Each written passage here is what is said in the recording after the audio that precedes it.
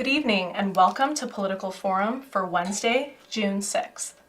Today we welcome Illinois State Representative of the 78th District, Camille Lilly. Thank you for joining us, State Representative. Thank you for having me.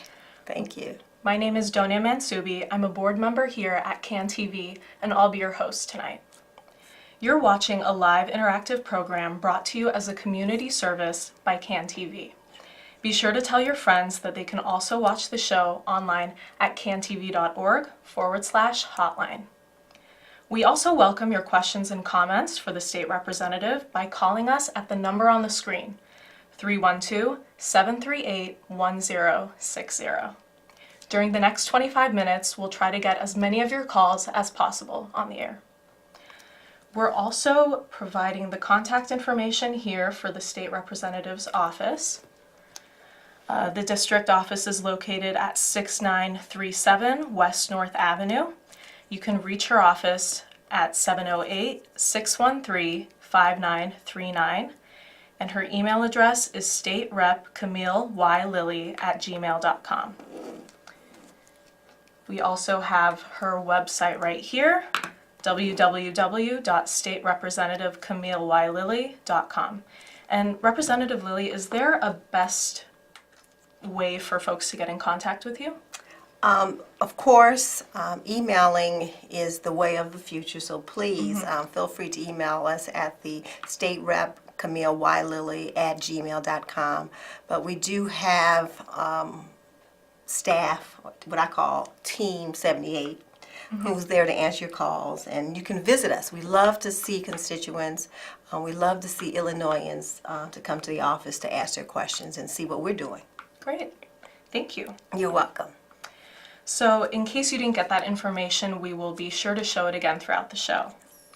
Why don't we start with you telling us a little bit about yourself and your district? Well, thank you for having me again. Thank you. I am a lifelong West Sider, actually, a Greater West Side, and I am actually representing the community that raised me, which is exciting, which is the 78th District. So I represent Chicago, Oak Park, Elmwood Park, River Grove, Franklin Park, and a little bit of Melrose Park. And I grew up in that area. I was raised, I'm a product of Oak Park in the city of Chicago, so I'm very honored to represent the area that put a lot into me. I also had the opportunity of serving since 2010, and I was appointed at that time, and now I'm going into my 5th term. Wow. So I'm very honored to serve the constituents, the citizens of Illinois. It really makes a difference when you can touch and influence, I would say, betterment of Illinoisans through the legislative process. So I'm honored. That's great. So we're going to talk about some recent news about the budget. So Illinois has a budget. A $38.5 billion spending plan was signed into law just a few days ago by Governor Rauner. Yes. Can you tell us a little about this and your thoughts? Yes. I like to start with, this is the second time in many years that we have the Dems, or the Democratic Party, and the Republicans in the General Assembly who work together in a bipartisan way to sign into law our budget for the year. And as you mentioned, it's a $38.5 billion budget. The budget, bipartisan, brought about a balanced budget. It brought about holding taxes, spending, and returning Illinois to its fiscal discipline. And we really are just excited that we did this before May 31st, and we did it in a bipartisan way. As I mentioned, the Dems and the Republicans. And the governor signed it. What's really exciting about this budget, it put additional funding in, or increased funding in, for education. We have about $350 million additional dollars in education, of which $50 million, it goes into early childhood education, and $60 million go into higher ed. with an additional $25 million going into merit-based financial aid programs for our students here in the state of Illinois. And I'm excited about that because I really believe education is the key to our success here in Illinois for our future, which is our young people. And we need to invest in them. If we don't invest in them, who will? Definitely. So this is one step towards making ensuring that education is our priority. We had the opportunity to fund critical services that are really impacting the lives of many of our citizens. And we made sure that our community care program was intact and funded at the level, got a little bump. We made sure that our child care is affordable. We made sure that our cancer screening and breast screening and domestic violence shelters for women who are experiencing these things were held and funded. It's really important that we understand that these programs really change the lives of not only those individuals but their families. So we must support the women and families who are finding themselves in need of these services. So I'm excited. I'm really truly excited, and we put dollars in for violence prevention. Okay. Something that is going not only in our state but across the country. Violence is an epidemic, and it is a public health issue. And we here in Illinois have funded it, and we are put together a violence task force to make sure that we're monitoring all the different programs and activities around it. But it's a public health illness. Right. So we're focusing in on that. It is important that the work that we've done is good, but there's so much more to do. Unfortunately, Governor Rauner, extreme ideas, and some people call it demands, really put the state in a really stressful situation as far as debt, and we're working our way out of it. But we have ways to go, but this budget, this bipartisan budget, has made a difference. Okay, great. So it looks like we have our first caller of the night. Caller, are you there? Yes, I am. Representative Lilly, everything is fine, money for the schools. And that I wish $1 billion for the kids. But the education of our children has gone down. They say it's gone up, and that's because the test for the kids and the teachers has been dumbed down. That's why the scores are going up, not because the children are getting. And then the kids go to school and they're afraid to do anything. They're afraid they might get shot. They're afraid they'll get bullied. Why don't you guys do something about that first, so the kids can go to school and not be afraid? One of the things, I had a press conference today, and thank you for your call, and thank you for your concerns for our young people and the focus that and I'm hearing you say we need to focus what we are needing to do for our children and our school system. And I attended a press conference this morning that talked about people in Illinois, people in our country just does not feel safe. And what should we be doing about that? And one of the ideas that hit the table at the press conference was to do statewide hearings that talk to people like yourself, the caller, to give us ideas and listen to the concerns related to the safety of our youth, the safety of our community. And I thought it was an excellent idea to have statewide hearings for the people to tell us where we need to focus our resources and our attention as we try to make our society civil, which is something, and I'm hearing it in your voice and your passion, the caller, that you're questioning that.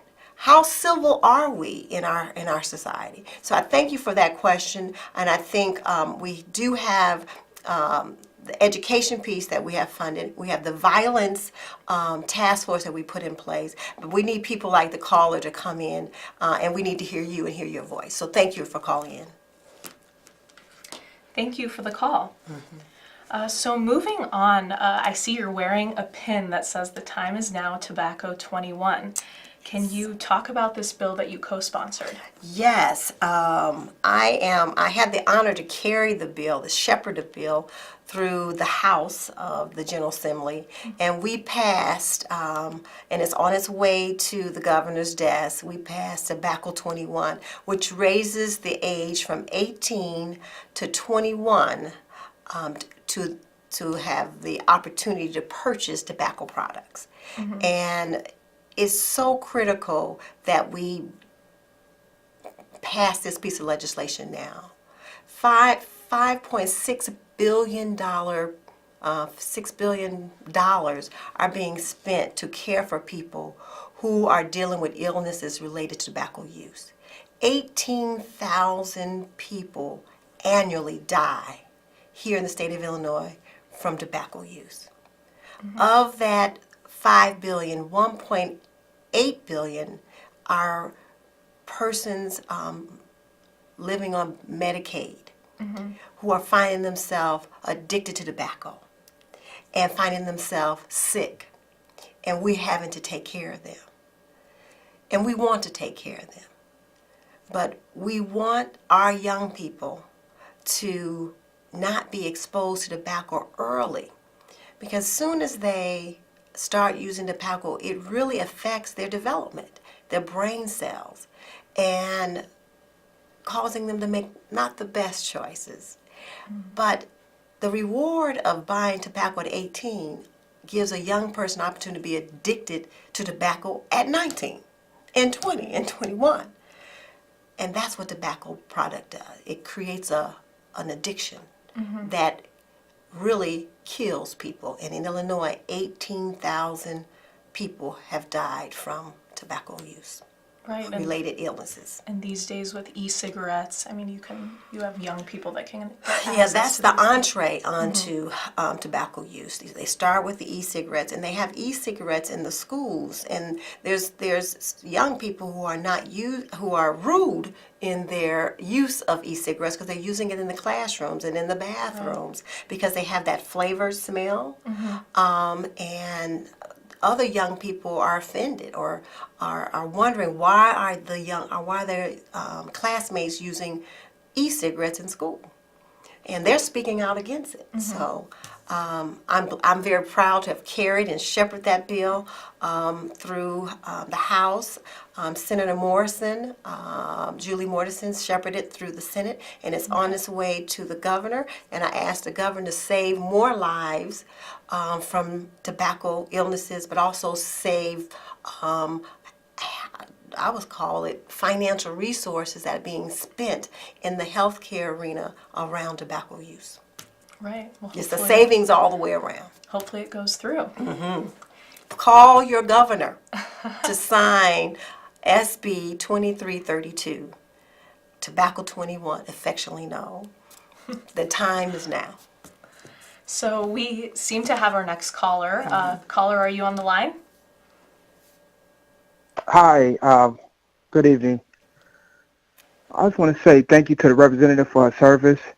Thank you. Thank you. And I have a question about the death penalty. Your thoughts about the governor reinstating the death penalty, and I'm against it because there's been so many people found innocent that's on death row. So I just wanted to know your thoughts, and thank you again. Thank you for your question. Thank you for calling and being engaged with us today. I was part of the vote to repeal the death penalty here in the state of Illinois back in 2011 or 12. And so I cast that vote on behalf of 107,796 residents of the 78th District. But I also cast that vote knowing that our correctional system, our judicial system, has its challenges. And I agree with you that until we can really create a system, a judicial system that is fair to all, the death penalty is at risk to all of us. And I was surprised that the governor brought this conversation back. And I'm hoping that it does not move any further than a conversation, but I will continue to represent the thoughts and the wishes of the constituents of 78th District who asked me to vote no about repealing the repeal. We want to make sure that we keep, we repeal the death penalty here in the state of Illinois. So I am with you. Thank you, caller. So let's move on to talk a little bit about fair taxes. So you co-sponsored a resolution that was adopted in May that supports a fair tax that asks Illinois' ultra-wealthy to pay more while giving low and middle income families a tax break. Can you explain this a little further? Well, yes, the resolution, yes, I had the opportunity to vote for that and to let folks know that this is an important piece of legislation. Fair tax basically means, and we do have more work to do, but taxpayers, advocates have shown that a fair tax structure will cut taxes on the middle class by requiring millionaires and billionaires to pay more of their fair share. This is what we all want. We want to know that this plan that the advocates have come up with, it will cut taxes for over 90% of our taxpayers. So the structure currently must be out of balance. When you can have advocates who've done the work, who've looked at our tax structure and said, we have the middle class paying more taxes than, because of the flat tax, than the millionaires and the billionaires. Families work too hard to make ends meet today. They just do. Right. And take their little dollars to put towards the needs of the state, which is more than our billionaires and our millionaires. That is unfair at best. So we want to make sure that we're putting those dollars or keeping those dollars in the hands of our middle class population so that they can really take care of their family and synergize the economy the way we need. If you have the resources available to you, you're able to make your economy thrive. The problems that we're having in our society is that people do not have the resources to spend to make our economy thrive. And the wealthy, I have no idea what they spend their money on, but it's not in our communities. So we need to make sure that our middle class neighbors and citizens have a fair tax to make sure that they can be valued. They're valuable to their communities. Again, for our audience out there, you're watching Political Forum, a community service of CAN TV. I'm Dona Mansubi, a CAN TV board member and your host. If you have any questions for Representative Lilly, feel free to give us a call, 312-738-1060. We're taking questions and comments. So we can talk a little bit about, this is great news for Illinois, and it means a lot for what's going on in the country. The Illinois House voted to ratify the Equal Rights Amendment last month, which affirms equal rights for women and puts the legislation just one state away from being adopted by the U.S. Constitution. So how did this come about in Illinois? Well, you may or may not know, and I'm going to read some of my notes here because it's history, really. The ERA was passed in 1972, and states were given the opportunity to ratify the amendment through 1979. When 1979, the deadline was extended. However, by 1982, only 35 states ratified. And we needed 85 states to ratify the Equal Rights Amendment. Illinois was one of those states who were unable to pass the ERA at that time. In 2017, Nevada became the 36th state Okay. to ratify the ERA. And on May 30th, 2018, Illinois became the 37th state. Remember, we need 38 states to ratify. And once we do that, then it becomes a court battle for whether the states will be able to, or this country will be able to ratify the ERA throughout the country. So we're working towards that 38th state. So it's really exciting to be a part of history and having had the opportunity to vote for equal rights. Equal means equal. And that is what we have for decades have been talking about, from our genders to our economics to our ethnicities. It is important that equal means equal to all. And this piece of legislation, which is the first step towards ensuring that equality. Great. Well, just waiting on that last state then. Right. So, Representative Lilly, we have just a few minutes left in tonight's show. Are there any final comments you want to make? A couple. Yes, on the budget, real quickly. There were no new taxes in the new budget plan. And even though Rauner tripled our debt since he's been in office, and that's unfortunate, we created a $15 million surplus with this bipartisan approach to implementing our state budget. And we've paid down old bills, close to $1 billion and of backlog. So it really makes a difference when we can sit at a table and talk about what we need to do and prioritizing it and getting it done. So I wanted to leave you with that on the budget. Also, with the fair tax, we would join, if we're able to get this done, Iowa, Missouri, Wisconsin, and Kentucky, who have already implemented a fair tax structure. So we're not the only ones who understand the importance of fair tax. And if people will want to look into some of the other states, those are some states you could look at to really get an idea of what is really happening with the fair tax and why the middle class is so important to our great America. And then Tobacco 21, please call the governor to make sure that you weigh in about having him sign this historical piece of legislation and saving the lives of so many here in the state of Illinois. Well, great. So just once again, for our viewers, you can reach Representative Lilly at her website, www.staterepresentativecamillylilly.com.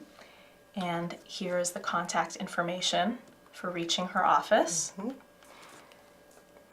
And State Rep, thank you so much for appearing tonight on Political Forum. Well, thank you for having me. It was indeed, Yes. you did fabulous for her first time board member joining. So I'm very honored to be your first. Thank you. So thank you. And thank you, ladies and gentlemen, for giving us the 30 minutes of your time listening to the Political Forum. Yes, thank you for calling. Our telephone technician has been Sylvia, and Political Forum is brought to you as a community service by CAN TV. Please join us every Wednesday night at 7 p.m. on CAN TV 21 and cantv.org/hotline. Have a good night. Good night.